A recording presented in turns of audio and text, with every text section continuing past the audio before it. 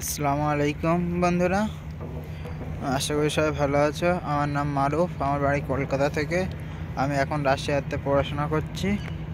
আমি তোমাদেরকে একটা কথা বলবো বলে আজ ভিডিওটা বানাচ্ছি। আবার বিশেষ করে বাঙালিদের সুবিধার জন্যই আমি ভিডিওগুলো বানানোর চেষ্টা করছি। আর যতটুকু পারবো বানাবো সব কিছু ভিডিও। আপনারা কমেন্ট করতে থাকো, যেসব ভিডিও লাগবে সেগুলো আমি বানাবো ইনশাল্লাহ। আজকে যে বিষয়টা নিয়ে কথা বলতে চাইছি, যে প্রথম প্রশ্ন হচ্ছে এনএমসি গাইডলাইন সম্পর্কে কিছু বলবো। আর কোন দেশটা পড়াশোনার জন্য ভালো বা এমবিবিএসের জন্য ভালো সেই সম্পর্কে কিছু কথা বলবো। তারপর সাবজেক্ট নিয়ে কিছু কথা বলবো। আর টিচিং স্টাইল কেমন সেটা নিয়ে কথা বলবো। আর এলিজিবিলিটি ক্রাইটেরিয়া সেটা নিয়ে কিছু কথা বলবো। তার মধ্যে প্রথম শুরু করা যাক। আর কেউ যদি আমার চ্যানেলে নতুন হয়ে থাকো, সাবস্ক্রাইব করে দাও, লাইক করে দাও, আর তোমার বন্ধুদের কাছে শেয়ার করে দাও। আমি প্রথম থেকে বলছি, আমি বলে দিই, আমি কোনো এজেন্ট নয়, আমি তোমাদের হেল্প করার জন্য কিছু ভিডিও বানানোর চেষ্টা করছি। প্রথম ঠিক আছে, তাহলে মেন কথা আসা যাক। এনএমসি গাইডলাইনে কী বলা হয়েছে, যে প্রথম বেশিরভাগ যেগুলো ভিডিওতে বলা হয় আর কি, যে 54 মাস এমবিবিএস কোর্স করতে হবে, সেটা কমপ্লিট করতে হবে।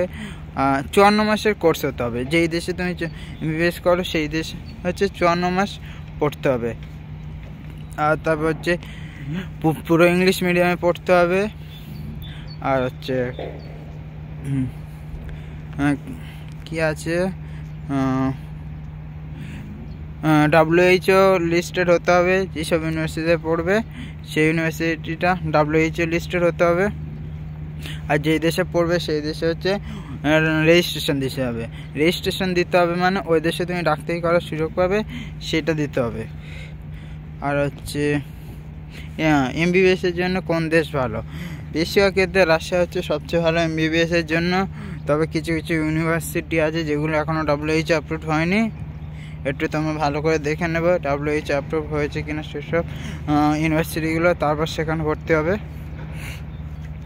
তারপর সাবজেক্ট, রাশিয়াতে কেমন হয় পড়ানোর স্টাইল? বেশিরভাগ ক্ষেত্রে রাশিয়াতে প্রফেসরগুলো রাশিয়ান ল্যাঙ্গুয়েজেই শুধু জানে, ইংলিশ জানে না। সেই ক্ষেত্রে ক্লাসের মধ্যে আরও একজন টিচার থাকে যে শুধু রাশিয়ান ল্যাঙ্গুয়েজটাকে ট্রান্সলেট করে ইংলিশে। প্রথম 3 বছর রাশিয়ান ল্যাঙ্গুয়েজে, মানে ইংলিশ ক্লাসটা এইভাবেই হয়।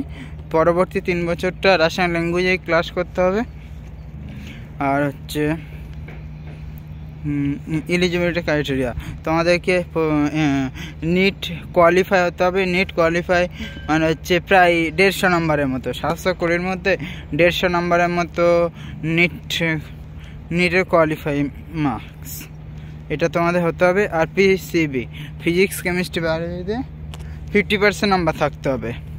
এই এইটুকু থাকলে তোমরা যে কোনো জায়গায় বিবেসে পড়তে পারবে রাশিয়াতে। আর আরও দেশ আছে, উজবেকিস্তান, কাজাকিস্তান, ওইসব দেশগুলো আমি বলবো না ওখানে যাও, কেননা ওই দেশগুলোর এক্সপিরিয়েন্স খুব একটা নয়, এক্সপিরিয়েন্স কম ওই সব দেশে। আর ওই সব দেশের মানুষগুলো সব রাশিয়াতেই কাজ করছে। এখানে অনেকেই পড়াশোনা করছে, যে ওরা এখান থেকে ওদের রাশিয়াতে আসতে ওদের ভিসা লাগে না, তো ওরা যখন তখন এখানে আসতে পারে, সেই জন্য ওরা বেশিরভাগ সব এখানেই থাকে।